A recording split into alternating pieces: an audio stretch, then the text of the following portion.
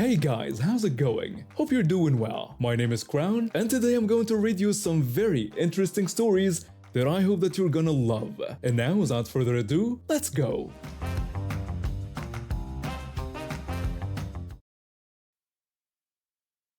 After dropping out of college due to financial struggles 2 years ago, I needed something stable to pay the bills. What started as a temporary night shift job turned into a decent career path. The pay was surprisingly good, and the promotion to assistant manager came faster than expected. The night shift suited me perfectly. I've always been a night owl, and the peaceful hours between 10 p.m. and 6 a.m. became my comfort zone. Most of our regulars during those hours were truckers and late-night workers who just wanted to grab their coffee and go. No drama, no fuss. That's why when my manager asked me to cover a late afternoon shift last week, I should have known something would go wrong. The whole day felt off from the start. The temperature had dropped dramatically, and our poorly constructed building, with its bare metal ceiling and non-existent insulation, felt like a walk-in freezer.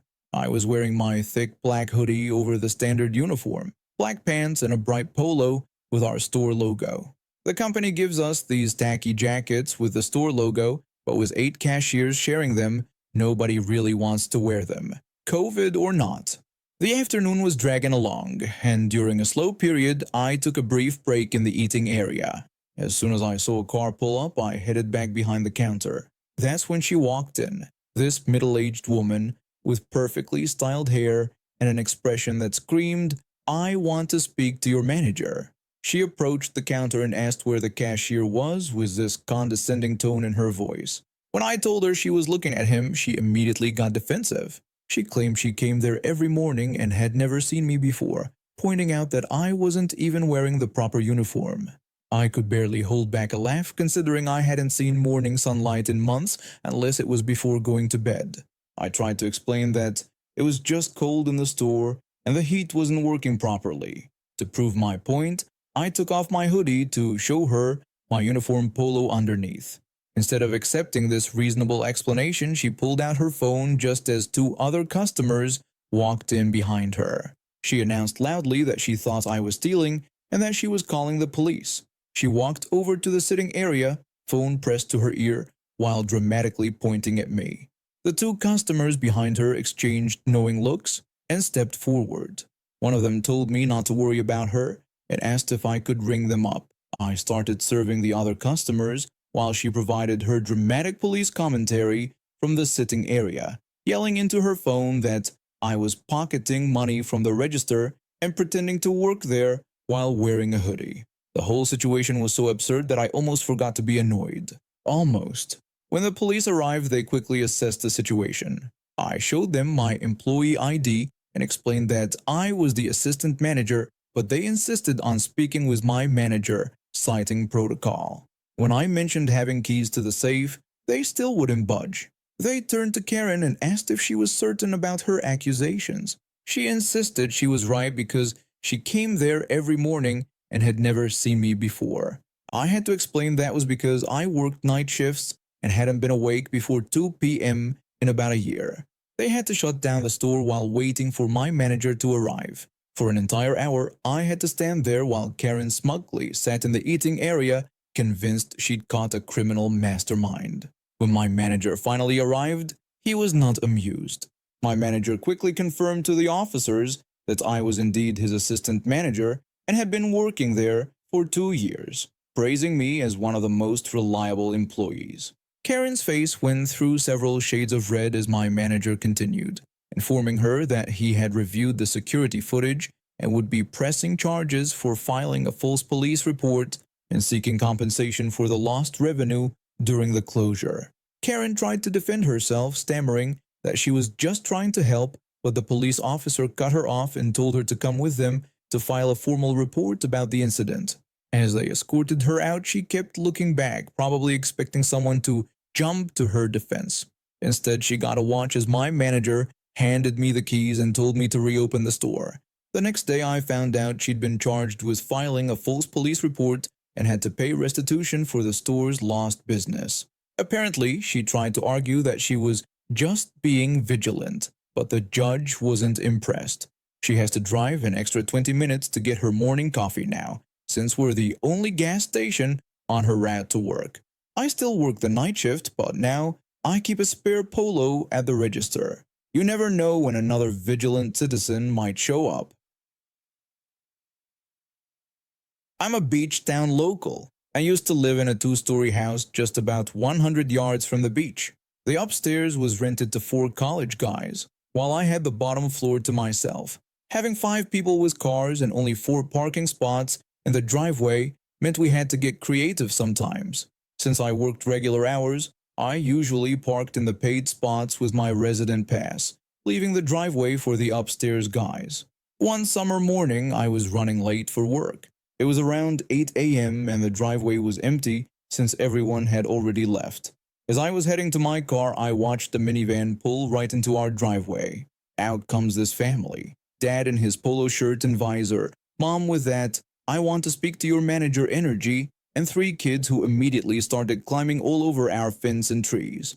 I approached them and politely asked if they knew the upstairs tenants or had permission to park there.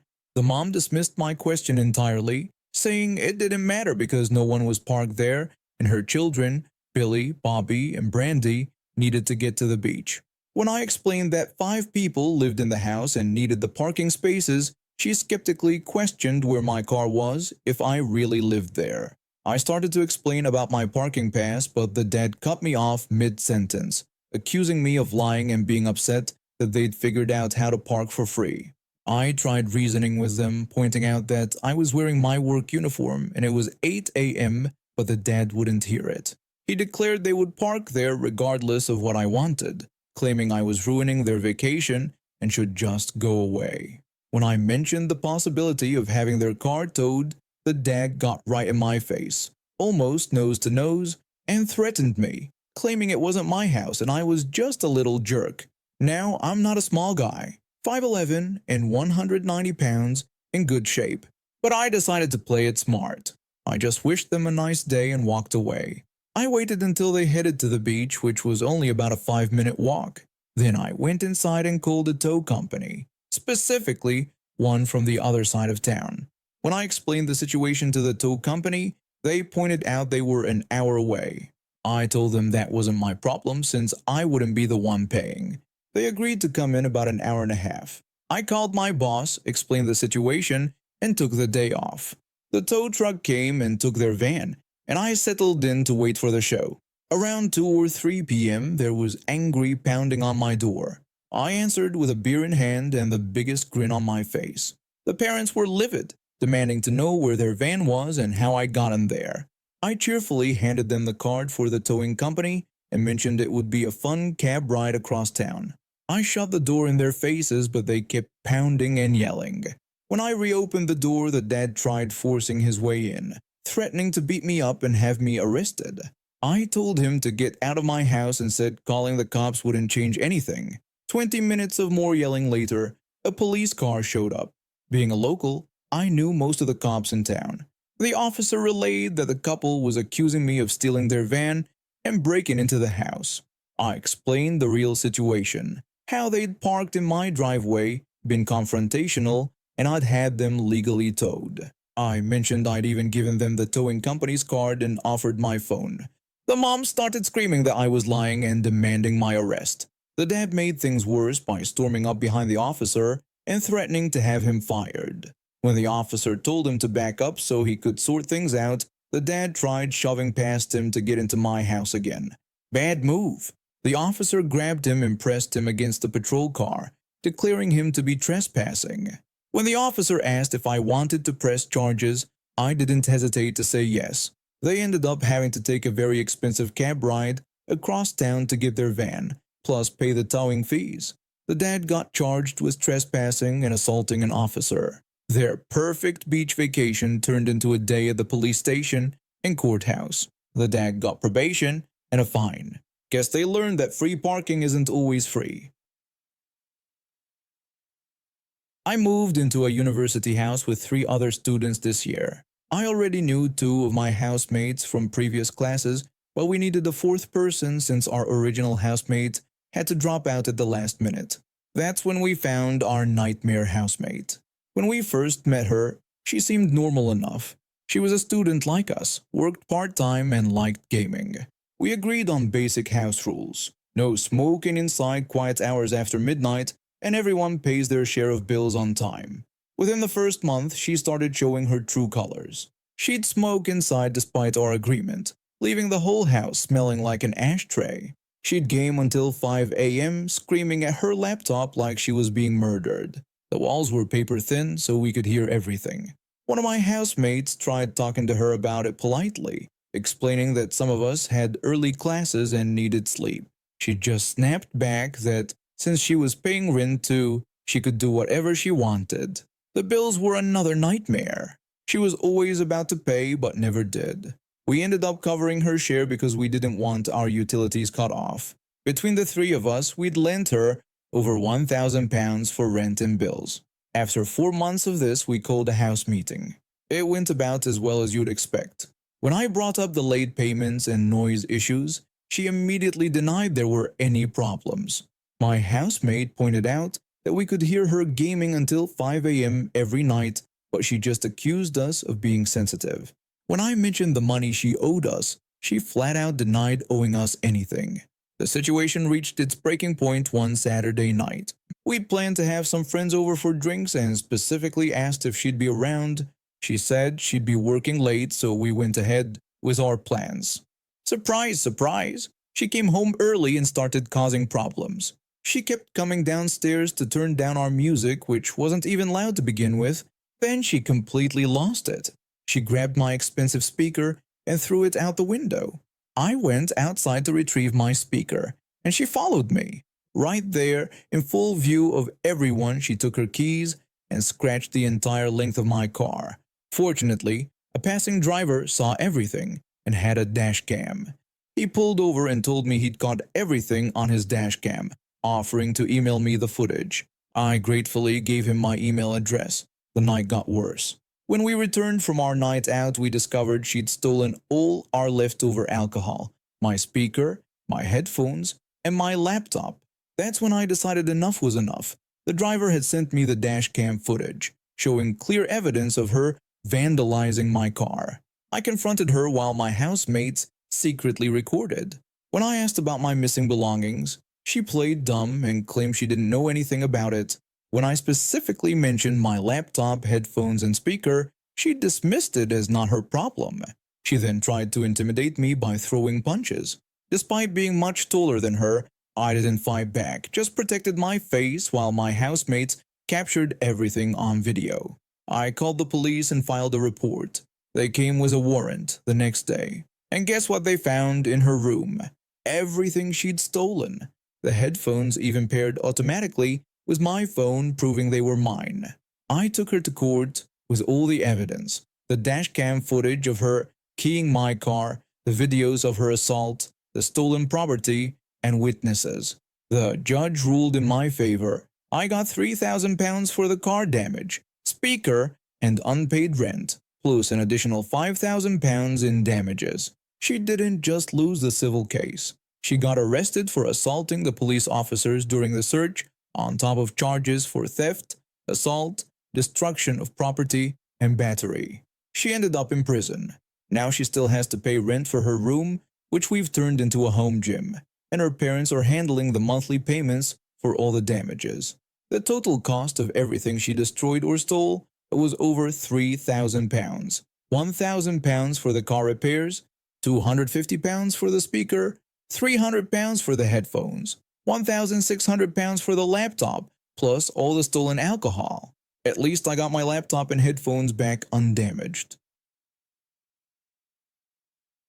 I've been working in customer service for our company's online store for the past 5 years. Started right after college when the job market was tough, but honestly, I've grown to enjoy helping people navigate our website and place orders.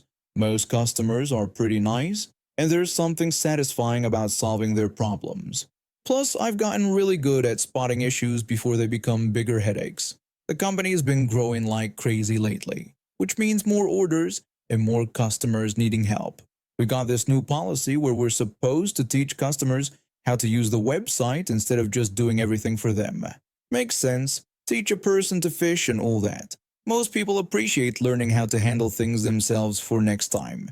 But then there's this guy from yesterday. When I answered his call with my usual customer service greeting, he immediately started complaining about our website. He insisted it wasn't working and that his order kept getting rejected, claiming all his information was correct. I could already tell from his tone that this wasn't going to be one of my easier calls. He sounded like the type who believes he's never wrong. I politely asked him for the last 4 digits of his card and the name on it. He told me the last 4 digits were 5432 and that the name was Kendrick. I pulled up the recent failed attempts in our system and something immediately caught my eye. All the declined transactions showed a different name. When I asked if he was entering the name Rick instead of Kendrick, he adamantly denied it. I explained that the billing address he entered didn't match what his bank had on file and told him how these needed to match exactly to avoid fraud flags. He argued back, saying the address was correct because his bank had both his post office box and physical address. I explained that for online orders, he needed to enter his physical address in the billing section instead of just his post office box, assuring him this would fix the problem.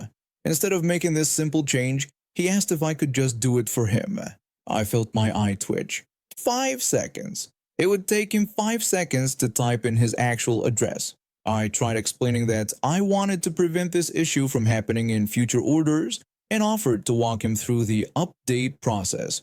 He complained that he'd been trying all week and all day today. When I asked if he'd tried using his physical address in any of those attempts, he admitted he hadn't. I pointed out that this was exactly why it wasn't working and encouraged him to make the update. He got frustrated and demanded again that I do it for him. At this point, I decided to play along. If he wanted to make this harder on himself, who was I to stop him? I told him I'd try processing it on my end but needed him to find the item numbers first. I knew exactly where the item numbers were displayed on our website, prominently right under each product. But since he wanted me to do everything, I let him search for them himself. 3 minutes of him grumbling and scrolling later, he finally had them. After gathering all the information and putting together his order, I processed the payment. When the card was declined, I told him he'd need to contact his bank and update his billing address as we discussed earlier. I could have asked for his correct billing zip code to push the transaction through, but why make it easier? He'd chosen the hard way after all. He complained about being on the phone for 20 minutes. I reminded him that updating his billing address to his physical address would have resolved this in seconds, and offered again to explain how to update it. He angrily declared he'd just order somewhere else. I reminded him that most online retailers have the same security measures in place and he'd need to use his physical billing address for those orders as well. I heard him start to say something else, but he hung up instead. About an hour later, I checked our system and saw a successful order under his name with the correct billing address. The next day, my supervisor actually commended me for my patience in trying to teach him the proper way to place orders. Little did they know I deliberately let him make things harder on himself. And now we have reached the end of today's stories. Thank you for watching, and see you next time.